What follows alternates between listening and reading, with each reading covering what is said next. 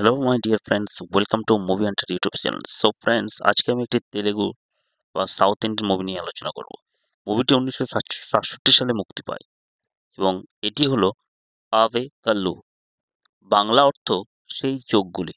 একটি রহস্যময় থ্রিলার যা এসি ত্রিলোকচন্দ্র পরিচালিত এবং এভিএম প্রোডাকশন প্রযোজিত।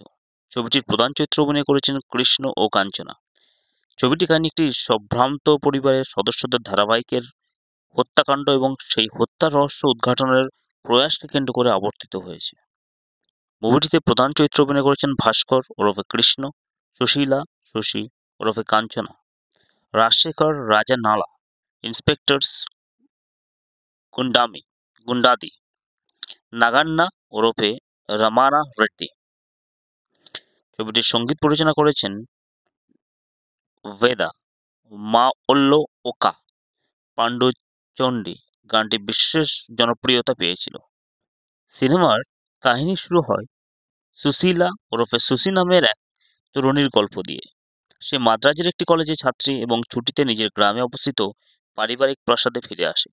তার পরিবার বেশ বড়, যেখানে ৩ কাকা রঙ্গনাথম, রাজশেখর এবং চন্দ্রশেখর, যাদের স্ত্রী বসন্ত এবং পরিবারের বিশ্বস্ত চাকর নাগান্না বসবাস করে।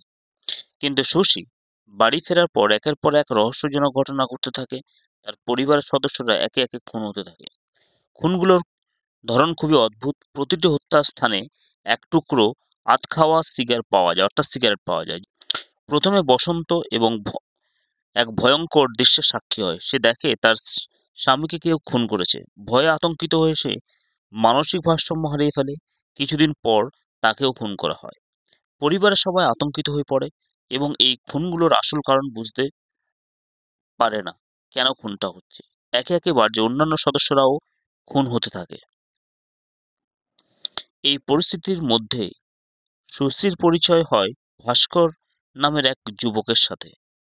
ভাস্কর খুব বুদ্ধিমান এবং রহস্য উদ্ঘাটনে আগ্রহী। সে সুশীকে সাহায্য করার প্রতিশ্রুতি দেয় এবং তদন্ত শুরু করে। ভাস্কর বিভিন্ন সূত্র খুঁজে বের করতে থাকে এবং খুনগুলোর পিছনে রহস্য উদ্ঘাটনের চেষ্টা করে। সে জানতে পারে যে খুনের পিছনে প্রতিশোধের এক গভীর কাহিনী লুকিয়ে রয়েছে। ভাস্করের তদন্তের ফলে জানা যায় যে খুনি তাদের পরিবারেরই একজন। সেই ব্যক্তি পুরনো শত্রুতার প্রতিশোধ নিতে এসব খুন করছে। সে পরিবারের সবাইকে ধ্বংস করতে চায় কারণ অতীতে তার পরিবারের প্রতি অন্যায় করা হয়েছিল। শেষ পর্যন্ত ভাস্কর তার বুদ্ধিমত্তা দিয়ে খুনিকে চিহ্নিত করতে সক্ষম হয় এবং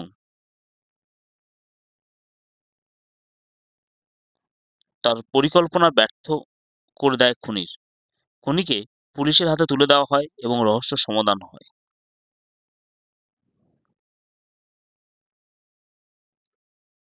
ভাস্কর যখন রহস্য উদ্ঘাটনের খুব কাছাকাছি পৌঁছে যায়, তখন খুনির আসল পরিচয় প্রকাশ পেতে শুরু করে। প্রতিটি হত্যার স্থান থেকে ওই আধখাওয়া সিগারেটের সূত্র ধরে ভাস্কর বুঝতে পারে যে খুনির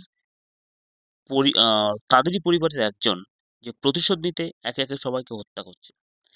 শশীকে ফাঁদে ফেলে খুনি তাকে হত্যা করতে চায়, কিন্তু ভাস্কর সময় মতো এসে তাকে রক্ষা করে। একটি উত্তেজনাপূর্ণ দ্বন্দ্বের পর সত্য উদ্ঘাটিত হয়। খুনি আর কেউ নয়, পরিবারের একজন সদস্য, যে তার অতীতের অবমাননার প্রতিশোধ নিতে চাইছেন। অন্যদিকে শেষ দৃশ্যে দেখা যায় খুনি যখন পালানোর চেষ্টা করে, তখন পুলিশ এসে তাকে গ্রেপ্তার করে। সুসি ও এবং বেঁচে যাওয়ার পরিবারের সদস্যরা স্বস্তির নিঃশ্বাস ফেলে এবং রহস্য উদ্ঘাটন হয় এবং গল্প শেষ হয় এক শান্ত কিন্তু নাটকীয় পরিণতির মাধ্যমে। আভেকাল্লু প্রধানত তেলুগু চলচ্চিত্র জগতের প্রথম পূর্ণ রঙিন ক্রাইম ফিল্ম হিসাবে পরিচিত। ছবিটি তামিল ভাষায় আদে কাল্লাল নামে একই সঙ্গে নির্মিত হয়েছিল, যেখানে কাঞ্চনা উভয় সংস্করণে তার ভূমিকায় অভিনয় করেছেন।